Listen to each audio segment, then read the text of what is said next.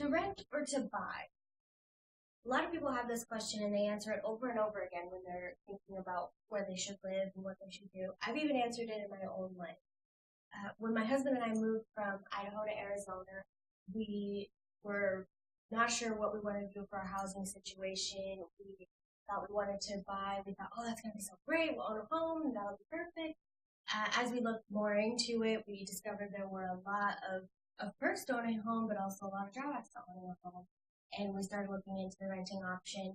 And as we continued throughout this journey, we were basically going in blind because we weren't able to actually go to Arizona and do tours of apartment complexes or look at homes. So when we were going through this process, we had a lot of questions. And so let's kind of divulge into that. So with renting, who is the renter? So who primarily rents? And statistically, about 36% of the United States are renters. The average age of a renter is about 44. And statistically, single females are the most likely to rent. So if these are the renters, who are the owners? So owners are more likely to be families, married couples with children who are settled and wanting to establish a home. And it's also more likely to be people of higher income because they're using their home for investment, or they're also established. And more likely to actually be married couples without children are more likely to own a home in their rent. So what are some of the perks of owning? So one of the perks is that we're able to make it your own. You're able to just do whatever you want to. You can have your IKEA kitchen, you can paint your walls whatever color you want, you can renovate it any certain way, and this is what's going to be able to set you apart as, an owner. You're able to do whatever you want to your home. Now, another perk is there's a lot of money perks when it comes to owning a home. For example, equity. When you get your mortgage, and as you pay off that mortgage, you have equity in your home, meaning that however much your home is worth minus however much you owe to the bank, and that difference is your equity. That's how much money that you could get back if you were to sell your home. And that's money in your pocket, which is why it's an investment.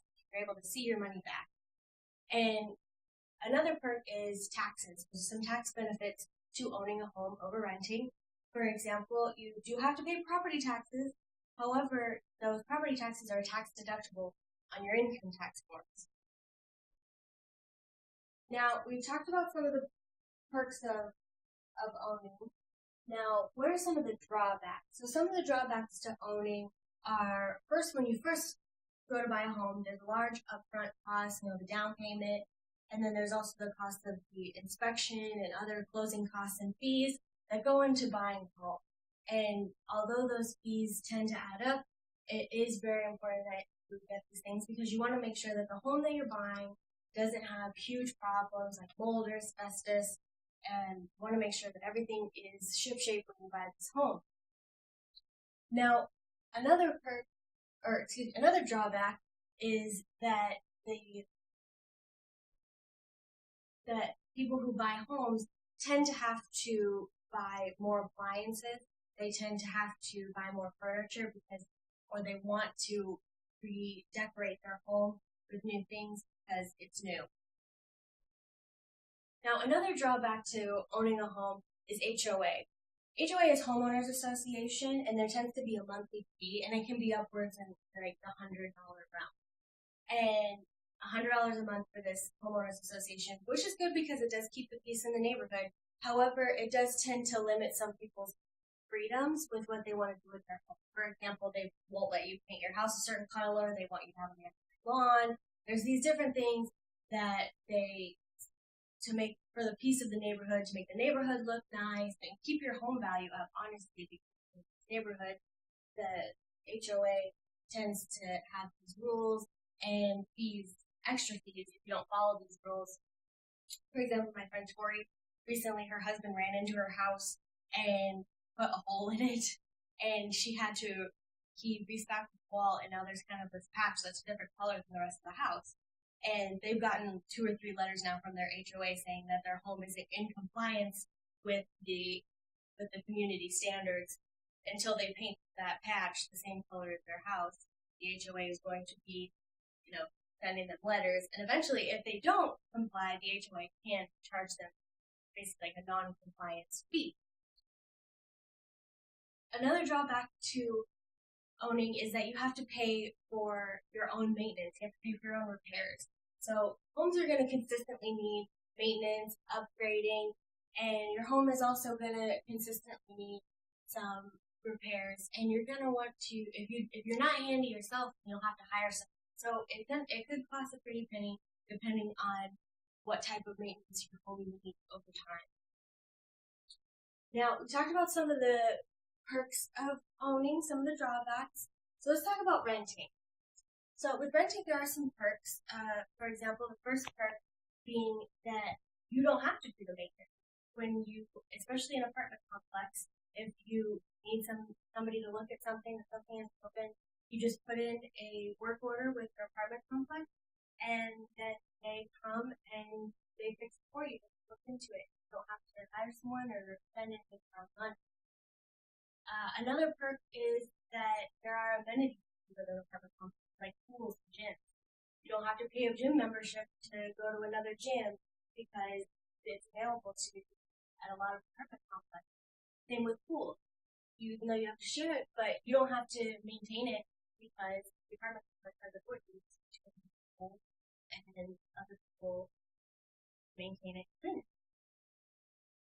Now, another perk for renting is freedom. So, meaning that you don't feel stuck in a certain place, you don't feel tied down, you don't feel that you have this home of your own that you are tied down to. According to CNN, when people are renting, there's higher employment. When there's an increase in people owning homes, there tends to be lower employment because people are unwilling to relocate for jobs and career growth. So people who rent are more likely to accept jobs and move and be able to increase employment. So there are a lot of perks with renting, but there are some drawbacks like noise and nosy neighbors and being basically all around too close for comfort. There's a lot of people who complain, like, I can hear the person above me, I can hear the person below me, their TV's so loud, I can hear their music, I can smell their cigarette smoke. It's just tons of things like that happen that are the main complaints of living within apartments. Now, another drawback is that renting, you will never see that money again. So as it's not an investment like owning a home would be. You're just throwing money into this apartment and you're just living in it, but you'll never see that money again. It's just money that you are paying, and once you pay it, stop. Now, which is right? Is it owning? Is it renting? It's hard to say. You can't say that one thing is right for one person and not for the other. It's important to always help people to realize whatever stage in life they are, it might be different.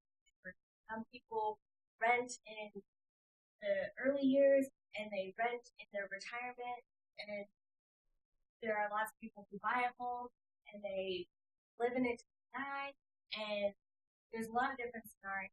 So my challenge to you is to use this information that I've given to help your tenants to make the right decision for their life, to help them to make the decision of their housing needs based on their situation.